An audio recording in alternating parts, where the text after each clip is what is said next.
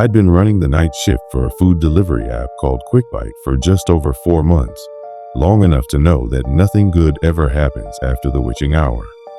Still, rent in the city was murder, and the post-midnight bonus was the only thing keeping me from living on instant ramen. So every night at 11:59, I'd swipe, go online, and let the algorithm decide whether I'd end my shift with $40 or 4. Tonight, it was 1:17 a.m. when the order popped. 1 X-large Hawaiian pizza, 1 by 2-liter Diet Coke, 1 X chocolate lava cake. Special instructions: leave on porch table. Do not ring bell. The destination was a place called the Ashcroft Estate, 22 miles west, past the last street lamp, where the county road narrows to a single lane and the map drops into gray, gridless nothing. I almost declined, but the payout was $38 and a $6 tip, and my gas gauge was still above a quarter, so I hit accept before the 3-second timer ran out. The pizzeria was dead quiet when I walked in. One cook, earbuds in, sliding my order into an insulated bag without looking up. The lobby smelled of bleach and burnt cheese.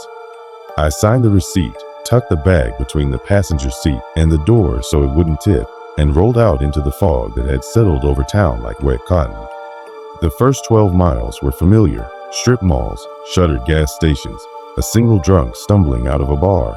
Then the scenery peeled back to pine and darkness. My headlights tunneled through the mist. Every reflective mile marker flashed like a camera. I kept the radio off. At this hour, the only thing on FM is infomercials and conspiracies, and my brain already had enough static. I nearly missed the turn. A rusted iron gate appeared on the right, half swallowed by ivy. The name Ashcroft was barely legible beneath a century of oxidation. The gate stood open, 2 wings of black metal bent inward like broken ribs. I eased off the road, tires crunching gravel that hadn't seen a grader since the Clinton administration.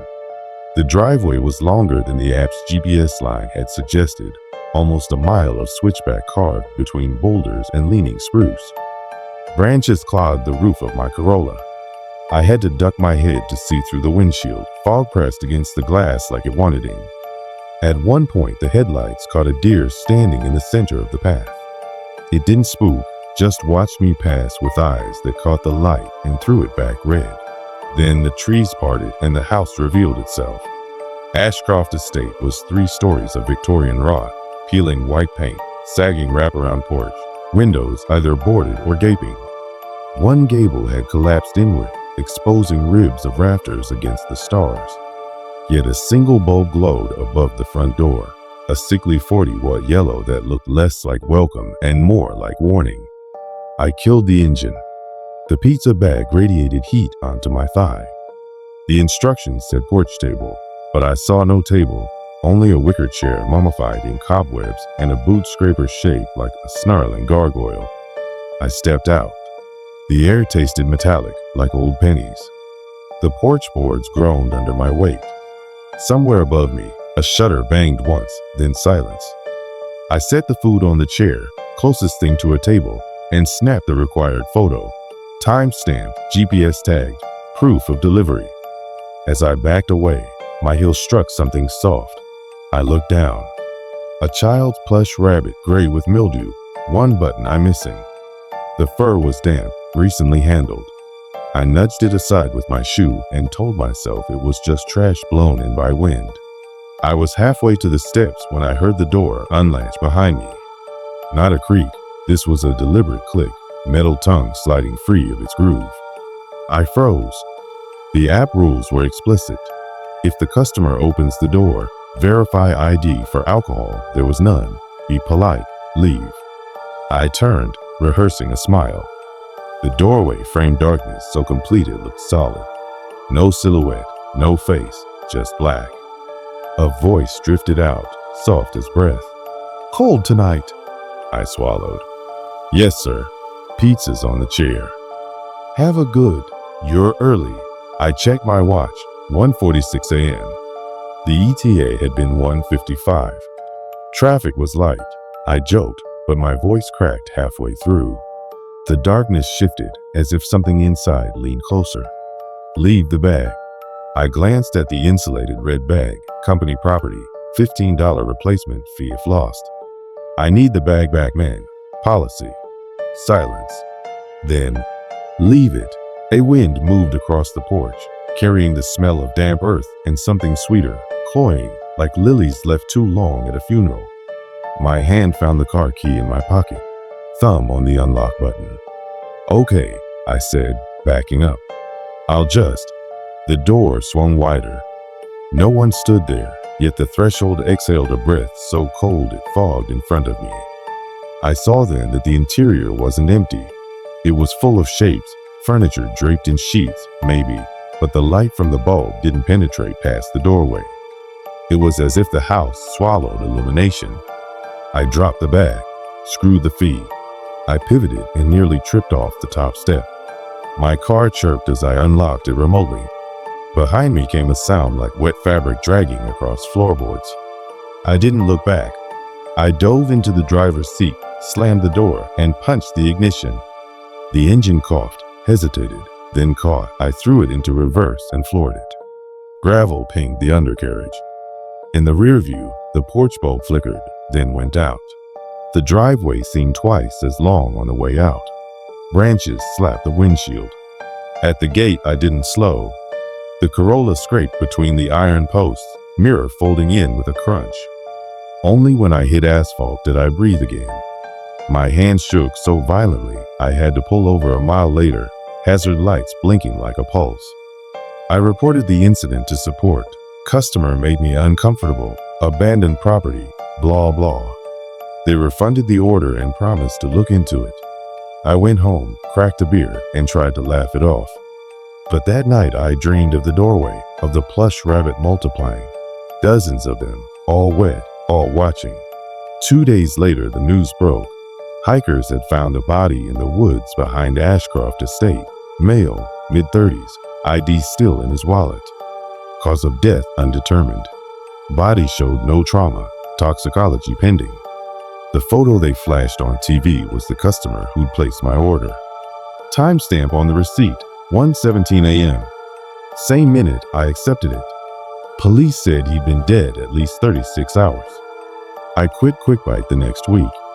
Every time I close my eyes, I see that doorway yawning open, and I wonder what would have happened if I'd stepped inside to get my $15 bag back.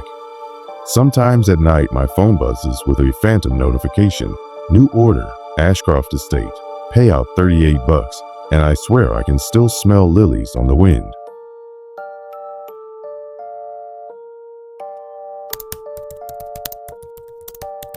I never meant to spend Halloween weekend dog sitting in the middle of nowhere, but my brother Ethan's company sent him to Denver for a last-minute audit, and Cooper, his 70-pound German Shepherd mutt with the IQ of a bored toddler, had separation anxiety that could peel paint. So I loaded my duffel, set my out of office, and drove 4 hours north into the Adirondacks, past the last reliable cell tower, until the paved road gave up and became gravel, then dirt, then memory. Ethan calls the place a cabin, but it's really a cedar plank house he built himself after his divorce. 2 bedrooms, wood stove, solar panels that only work when the sun's out, and a propane fridge that sounds like distant thunder every time it cycles. It's 20 minutes to the nearest neighbor and 30 to a store that sells something other than bait or beer. I arrived just after sunset on a Friday. The temperature decided to forget October and jump straight to January. The sky was already bruised purple when Ethan hugged me goodbye, handed over a sheet of emergency numbers, all landlines, and left me with a fridge full of chili, 2 cases of seltzer, and a dog who stared at the closing door like it had personally betrayed him. Night 1 was almost peaceful. I built a fire in the pit out back while Cooper patrolled the tree line, lifting his leg on every 3rd trunk to let the wildlife know the sheriff was in town. The stars were obscene, so many they looked fake, like someone spilled glitter on black velvet. Around 11 p.m. the cold finally won. I banked the fire, clipped the leash on Co-op, and headed inside.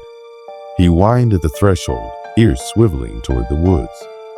I told him he was being dramatic. I'd regret that. I slept hard until 3:07 a.m. I know because the old analog clock on the mantel screamed red digits into the dark.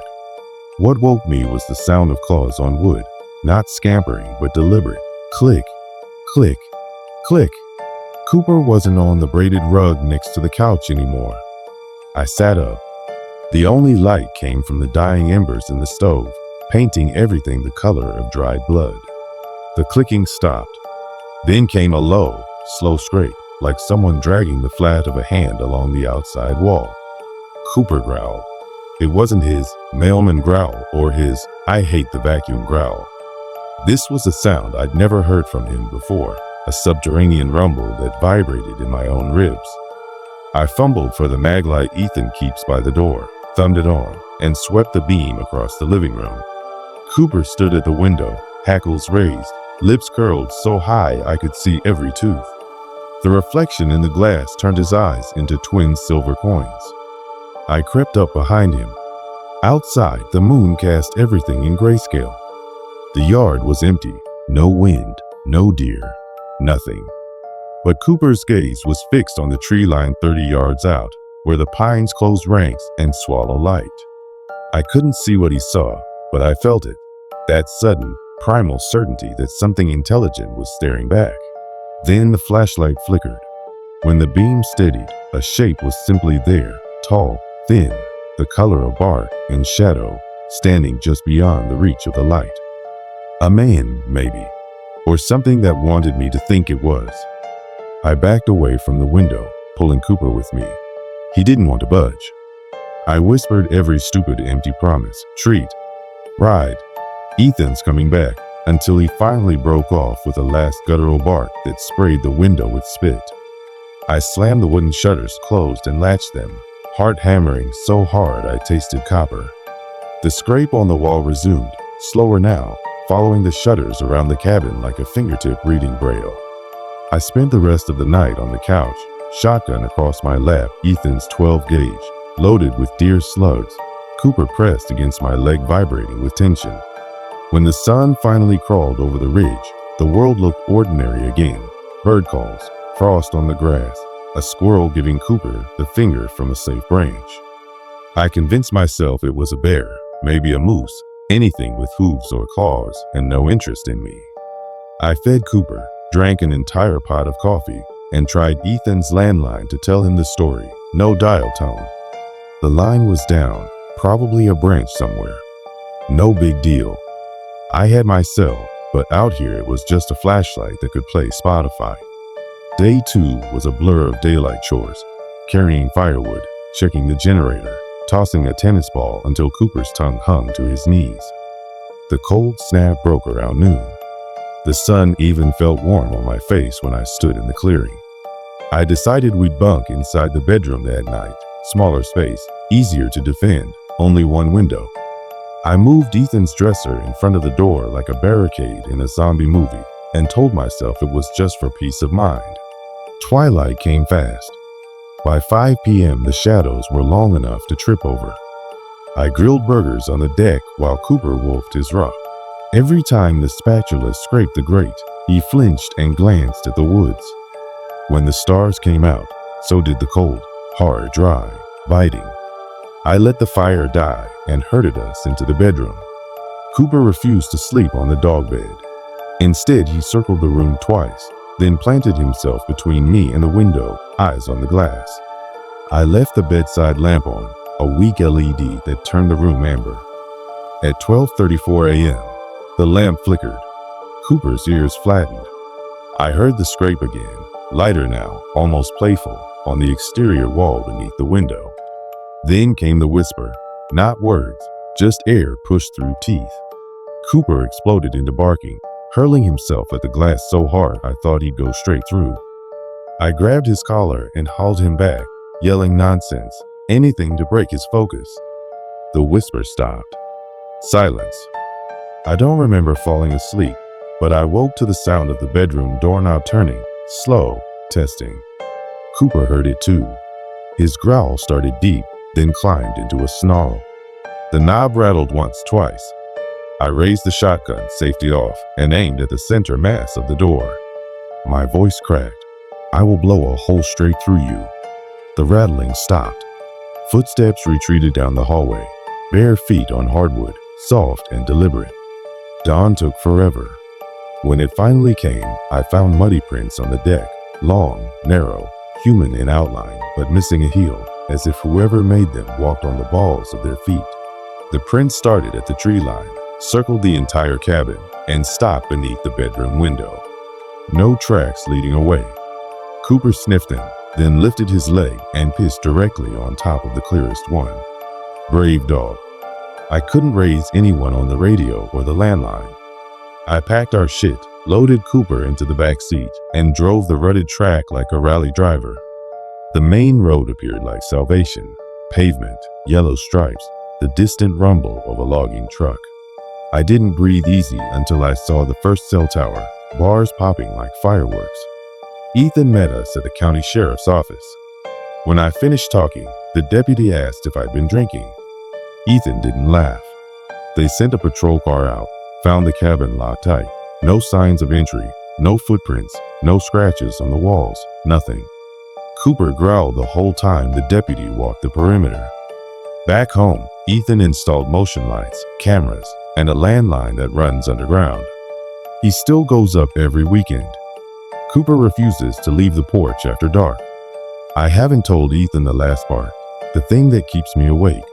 When the deputy showed us the trail cam footage from a neighbor half a mile north, there was a still at 2:13 a.m., a pale shape standing among the trees behind the cabin, arms too long, head tilted at an angle no neck should allow.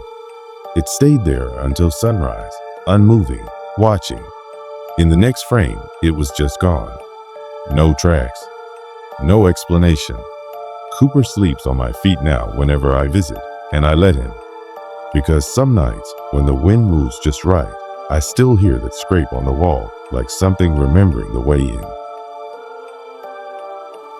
I'd been making the same drive every Friday night for 3 years, straight shot from the data center in Albany to my apartment in Saratoga, 92 miles of nothing once you leave the interstate. Most weeks I carpool with my coworker Jenna, but she'd taken her kid trick-or-treating, so on the last Friday of October I was alone, wired on cold brew and the kind of silence that only happens at 11:47 p.m. when even the classic rock station gives up and starts playing infomercials for hair plugs. The first 40 minutes were routine.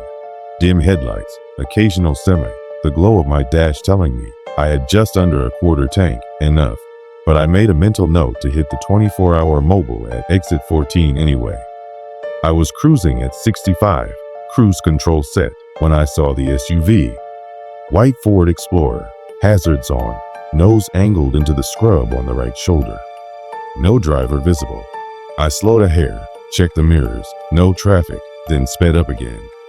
Probably a flat or overheated radiator. Nothing I could do that roadside assistance couldn't. I forgot it almost instantly. 10 miles later, the second car. Older Honda Civic, same deal, parked crooked, driver door cracked open, dome light on. I caught a glimpse of red upholstery and a purse spilling its guts onto the seatbelt. Again, no silhouettes, no cell phone glow. A prickle climbed my spine, but I told myself it was the caffeine. 2 abandoned vehicles in one night felt like coincidence, not conspiracy. I was maybe 3 miles from exit 14, drumming fingers on the wheel to stay awake when I felt the thunk. Not a blowout, more like I'd driven over a thick branch. The steering wheel jerked left, then right. My heart kicked. I eased off the gas, coasted to the shoulder, and killed the engine. The road was pitch black behind me, no headlights for miles. I stepped out, phone flashlight on. The right front tire looked intact, but something black and curved jutted from the tread. A spike, handmade, 6 inches of rebar filed to a needle point and bent into a U so the open ends faced the road. It had been painted matte black, designed to be invisible until it was too late. I stared at it, brain stalling, until the wind cut through my hoodie and reminded me I was standing alone on a rural highway at midnight. I ducked back into the car, locked the doors, and called 911. The dispatcher sounded half asleep. I gave her mile marker 42, told her I had a flat from a deliberate spike, mentioned the 2 cars I'd passed. She put me on hold to verify jurisdiction. While I waited, I watched the rearview mirror. Nothing moved. My hazard lights blinked like a heartbeat. That's when I saw the third car. It rolled past me at walking speed, silver Prius, maybe 50 feet back, headlights off. Inside, the glow of a phone screen lit a face. Male, 30s, baseball cap pulled low. He didn't look at me. He was studying something in his lap. The Prius coasted another 20 yards, then eased onto the shoulder ahead of me, nose pointing the same direction I'd been going. Driver door opened. He stepped out, still staring down at his phone, and walked toward the passenger side like he was going to check a map. But instead of opening the glove box, he reached into the back seat and pulled out something long and dark, a tire iron, maybe a crowbar.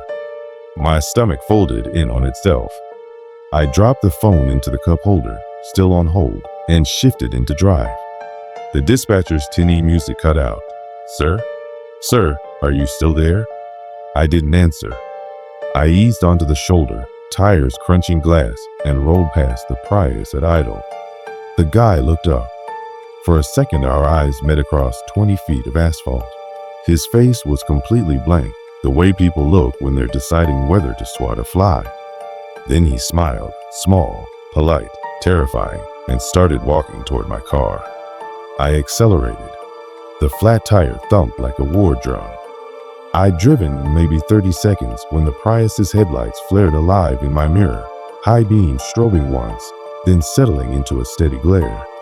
I pushed the speed to 50, 55, but the shredded rubber slapped harder, the steering wheel shimmying like it wanted to shake free.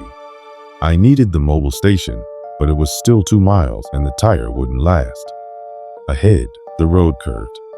I remembered an old logging trail on the left, unmarked, gated but usually open. I jerked the wheel, tires skidding on loose gravel, and fishtailed onto the trail. Branches scraped the doors. The car bottomed out on ruts. I killed the headlights and coasted 20 yards deeper into the trees before braking. The engine ticked. Somewhere behind me, the Prius slowed on the highway, headlights washing across the tree line like searchlights. I held my breath. After a long moment, the lights kept moving. I exhaled in shaky bursts, fogging the windshield. I sat there until the silence felt permanent. Then I restarted the engine, turned on the hazards just long enough to orient myself, and crept forward at 5 miles per hour, looking for a turnaround. The trail narrowed to a single lane walled by pine. Half a mile in, I found the second gate, this one chained. Beyond it, the road dropped into a clearing where moonlight glinted off metal shapes. 2 vehicles, side by side, the Explorer and the Civic I'd passed earlier. Both sat empty, doors closed, no glass broken. I rolled to a stop and stared. No footprints in the clearing dust, no tow marks. It was as if the cars had been carried here by helicopter and set down gently. Something moved between them, low and quick, too fast to resolve. My headlights caught a flash of pale skin and then darkness again. I reversed until the gate scraped my bumper, threw the car in park, and killed the engine. My phone had 1 bar now. I texted Jenna, stranded mile 42. Call 911 if no reply in 10. I hit send, watched the spinning wheel, then stuffed the phone in my pocket. I got out, flashlight in one hand, lug wrench in the other. The clearing smelled of pine sap and motor oil. The Civic's driver window was cracked an inch. Inside, the purse was gone. The Explorer's hood was worn. I was leaning close when I heard the crunch of boots on gravel behind me.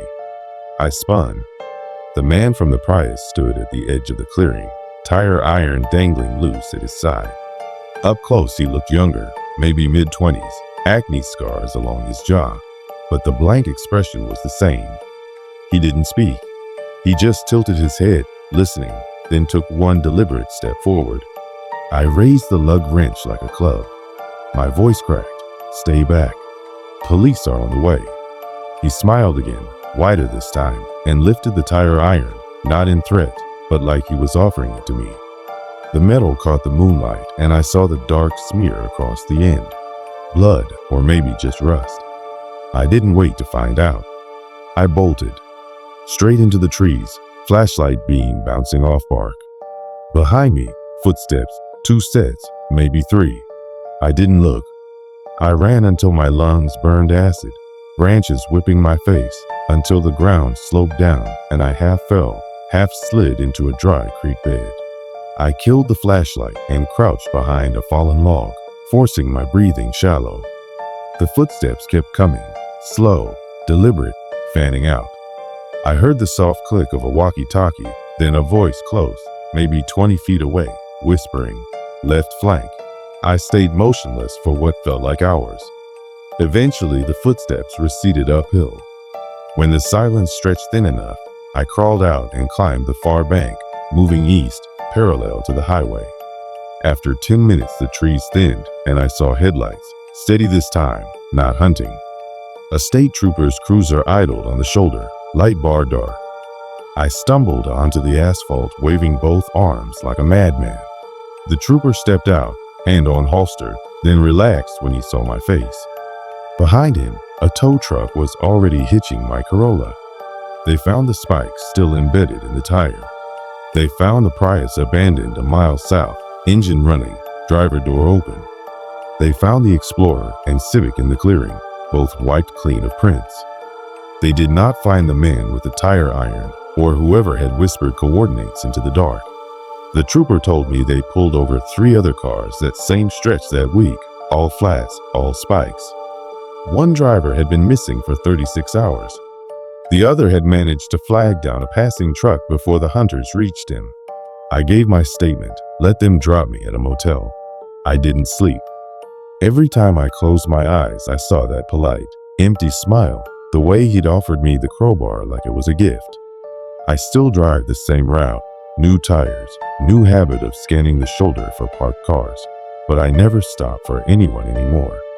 And every Friday, just past mile marker 42, I pass a silver Prius pulled onto the grass, dome light on, door ajar. No driver, no plates, waiting.